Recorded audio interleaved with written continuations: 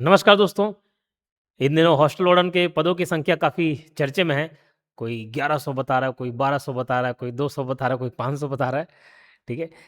और खैर, और ये जो अलग अलग वीडियोस बनाए जा रहे हैं इस पर, इसके वजह से हमको भी सवाल पूछा जाता है कि सर क्या सही में वाकई में ये पद आने वाले हैं?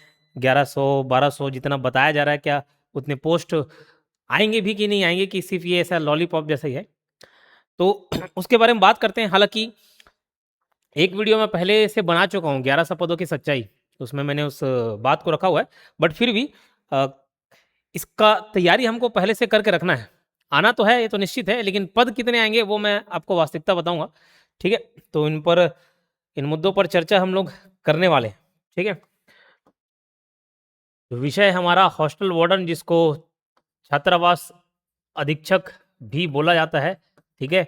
और क्या रहती है सैलरी, क्या एज क्वालिफिकेशन, क्या सिलेबस रहेगा, क्या बदलाव है, सारा चीज हम लोग जानेंगे। तो सबसे पहली बात, वो जो 1100 पद की बात चल रही है ना, 1100 प्लस, उतना पोस्ट तो नहीं आएगा। इतना तो डैम श्योर हो कि एक साथ उतना पोस्ट नहीं आने वाला है। क्लियर है? समझ रहे बात? जैसे देखो, मैं इतना ह्यूमन साइकोलॉजी समझता हूं। अगर मुझे किसी को गिफ्ट देना है, मेरे पास 10,000 रुपए हैं, मैं चाहूं तो एक बार में किसी व्यक्ति को 10,000 रुपए का एक बार में गिफ्ट दे दूं। ठीक है, चलो मेरी वाइफ ही है, मैं चाहूं तो भाई वाइफ को खुश करना बोल के एक बार में 10,000 रुपए का कुछ एक गिफ्ट दे दूं।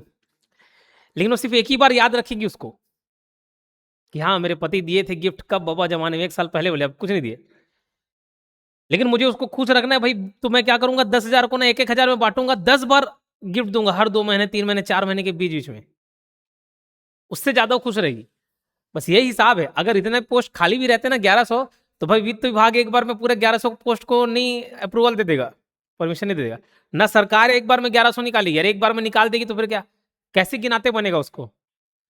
तो एक बार 200 निकाल दी, फिर 300 निकाल दी, फिर 400 निकाल, ऐसे धीरे धीरे करके निकालेगी। तो 1100 पोस्ट तो नहीं आने वाला। हाँ, 200 पोस्ट ये आ सकता है जी, बिल्कुल 200 पोस्ट, 204 पोस्ट, ये जरूर संभावना है इसके आने के लिए। और पिछले बार 300 पोस्ट आए थे।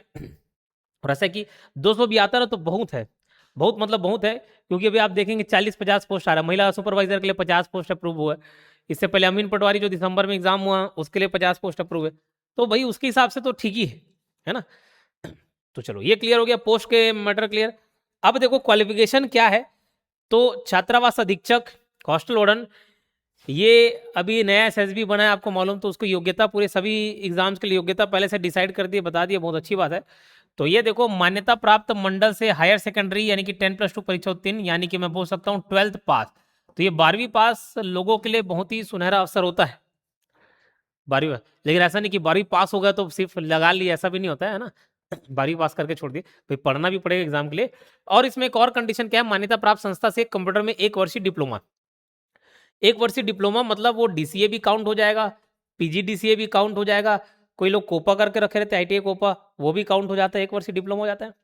और कई बच्चों के मन में ये डाउट रहता है कि सर मैं बीएससी किया हूँ कंप्यूटर साइंस से, मैं बीटेक किया हूँ कंप्यूटर साइंस से, मैं कुछ और रेस्पेक्टिव डिग्री किया हूँ कंप्यूटर साइंस से, कंप्यूटर वाले फील्ड से, तो क्या मुझे अलग से डीसीए पीजी से करना चाहिए? नहीं। और एक मैं किसी वीडियो में दिखा रहा था, वो टीचर ये भी बोलती है, नहीं नहीं भाई बीटेक की अलग से करना पड़ता है, लिखा हुआ है। अरे नहीं भैया, नहीं करना पड़ता। हमारी बहन, हमारी जो दीदी है, वो खुद जब लोग गवर्नमेंट जॉब में AG3 थी, तो बीटेक की कंप्यूटर साइंस से, उसमें मंगा था कंप्यूटर एक साल का डिप्लोमा। लेकिन नहीं, जब वो खुद, ये तो 1 वर्षीय डिप्लोमा ना भाई, आप उसमें ग्रेजुएशन किया तो ये तो छोटा हो गया फिर। तो ऐसे नहीं लगता क्वालिफिकेशन। क्लियर है? तो ये 12th पास लोगों के लिए अच्छा मौका रहता है। लेकिन हाँ, एज क्राइटेरिया में जो पिछले बार आया था वो 21 साल, मिनिमम 21 साल मांगा था। ठीक है? ऐसा नहीं कि 12वीं पास है तो 18 साल मांग देगा, एज क्राइटेरिया मिनिमम 21 साल। क्लियर? अब सैलरी वगैरह की भी बात करते हैं, सैलरी और सिलेबस क्या रहने वाला है। लेकिन इससे पहले मैं आपको बता दूं, जो पिछले बार हॉस्टल वार्डन में हमने काफी अच्छा परफॉर्मेंस दिया, बहुत लगे थे इस पे, काफी साल से मेहनत कर रहे थे, काफी काम किए, और कितने सारे बच्चे सेलेक्ट हुए। ठीक है?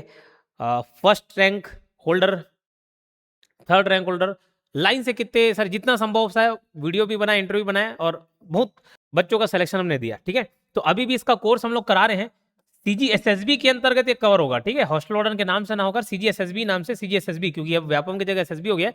उसके अंदर बहुत जो अलग अलग उप समूह बनाए, श्रेणी बनाए, जिसमें एक श्रेणी में पटवारी भी उसी में शामिल है, अमीन पटवारी भी शामिल है, छात्रावास अधीक्षक भी शामिल है ना।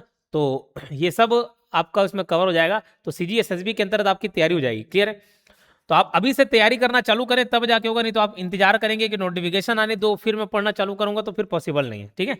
तो CGSSB ये कोर्स बाजू में पूरा डिस्प्ले में दिख रहा होगा, और ये हेल्पलाइन नंबर है 8770123687।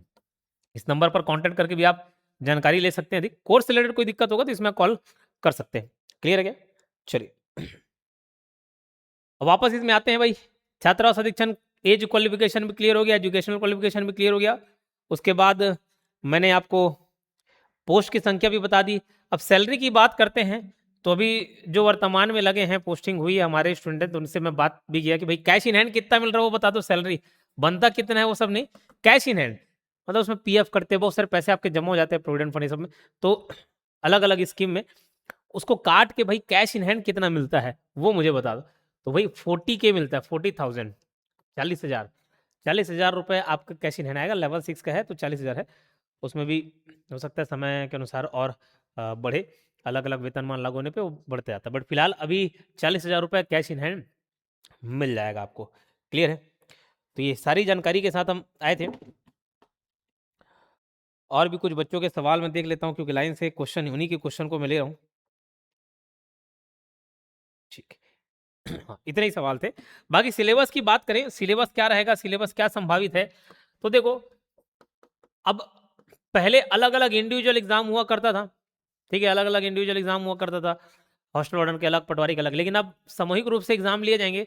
तो सिलेबस कहीं ना कहीं क्या रहने वाला है, कॉमन रहने वाला है।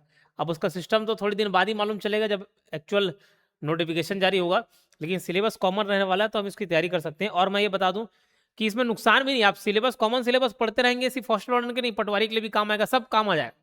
ठीक है? तो इसके लिए अभी से आप तैयारी करते चले। CGSSB का है, और जो कोर्स है CGSSB उसमें लाइव प्लस रिकॉर्डेड दोनों क्लासेस मिलेंगे। लाइव क्लासेस की भी अलग अलग टाइमिंग है।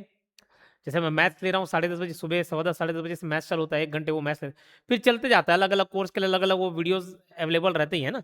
तो लाइव भी उसी को आप टाइम पे नहीं देख पाए तो रिकॉर्डेड फॉर्म में देख सकते हो, वैसे अवेलेबल रहता है। ठीक है? तो लाइव प्लस रिकॉर्डेड दोनों क्लासेस मिलती हैं। सिलेबस मैंने बताया कॉमन।